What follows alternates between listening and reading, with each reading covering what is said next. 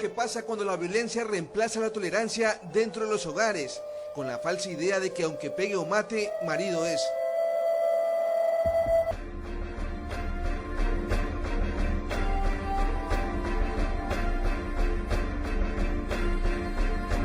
Seis de cada 10 mujeres y el 44% de los niños en el país son víctimas de la también llamada violencia doméstica. El origen de esta problemática mundial no debe buscarse en la información genética. Es producto de múltiples relaciones sociales, jerarquías asignadas en función del sexo, la clase social, la raza, la preferencia sexual, la discapacidad y la estabilidad económica. Existe la violencia psicológica, física, sexual, patrimonial y económica.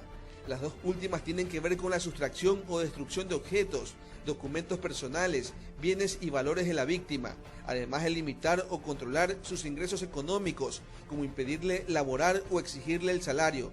No solo se da contra menores y féminas, también contra varones o adultos mayores dentro del núcleo familiar. La violencia intrafamiliar se produce en todas las clases sociales, sin distinción de factores raciales, económicos, educativos o religiosos. Sin embargo, las personas con menores recursos son las que más denuncian esos casos, mientras que la clase alta, en su mayoría, prefiere llorar en silencio por temor. La violencia intrafamiliar destruye hogares, genera sociedades violentas, siembra menores agresivos y cosecha adultos delincuentes. Las autoridades identificaron las provincias más conflictivas. Guayas lidera la lista con 5.471 denuncias y en Pichincha suman 5.236 agresiones.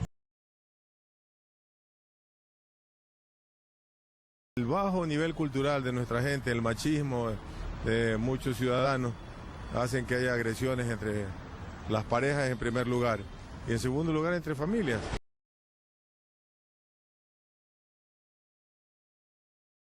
Habrá violencia intrafamiliar entre los padres de un hijo común, menores de edad, personas con discapacidad que estén bajo el cuidado de integrantes del grupo familiar, maltrato a personas mayores.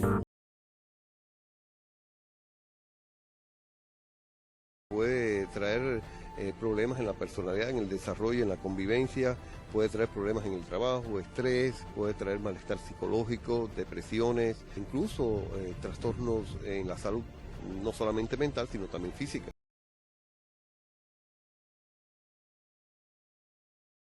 En los medios de comunicación social son pocos los que tratan de excluir la violencia de sus programaciones, porque la crónica roja vende, pero tras la vigencia de la ley de comunicación existe más conciencia entre los periodistas.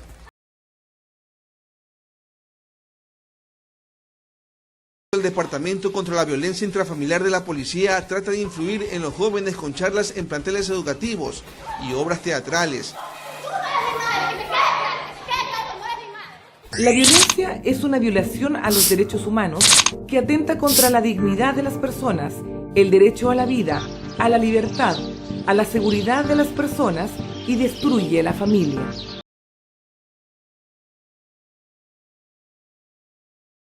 Uno, enseña a sus hijos e hijas a respetarse a sí mismos y a los demás. 2. Trate a sus hijas e hijos de la misma manera, sin diferencias. 3. Las conductas violentas no son un método de solución de conflictos. Busque alternativas creativas para resolverlos. 4. Compartan las labores y responsabilidades del hogar. 5. Cuando haya momentos de discusión y se sienta irritable, relájese, respire profundo, reflexione de manera positiva y cuando esté más tranquilo, establezca la comunicación. Resuelva los problemas de manera pacífica, sin agredir ni gritar. Si cuida a una persona mayor o a cualquier persona con alguna discapacidad, se aconseja que comparta el cuidado con otro miembro de la familia y que tenga periodos de descanso y esparcimiento.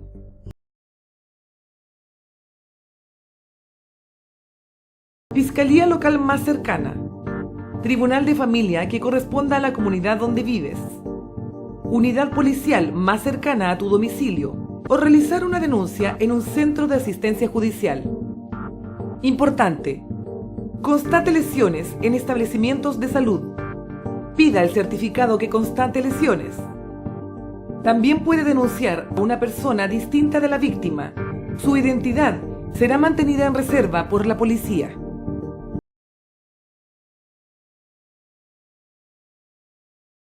En el 2013, 5 menores de edad murieron asfixiados tras un incendio en su vivienda. Fueron hallados abrazados en esta habitación.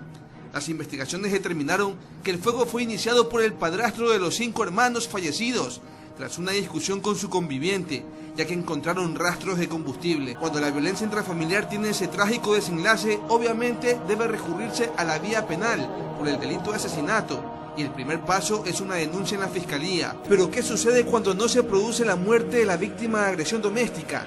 En esos casos se valora la gravedad de las heridas, si las lesiones del afectado o afectada le imposibilitan de realizar sus actividades más de 4 días, también debe impartirse justicia en los juzgados penales, pero si la incapacidad es de hasta 3 días, entonces la denuncia debe presentarse en las unidades judiciales de violencia intrafamiliar. En el Código Orgánico Integral Penal incluyeron la figura del femicidio, que no es otra cosa que el asesinato de mujeres, y por agresiones leves a cualquier miembro de la familia. En algo endurecieron las penas contra los agresores. En los casos de violencia contra la mujer o miembros del núcleo familiar de una contravención física, la sanción es de 7 días a 30 días con pena privativa de libertad y una multa del 25% del salario básico unificado del trabajador. En cambio, cuando un menor de edad es víctima de agresión en su hogar, entonces el asunto es tratado por un juez de la familia, mujer, niñez y adolescencia.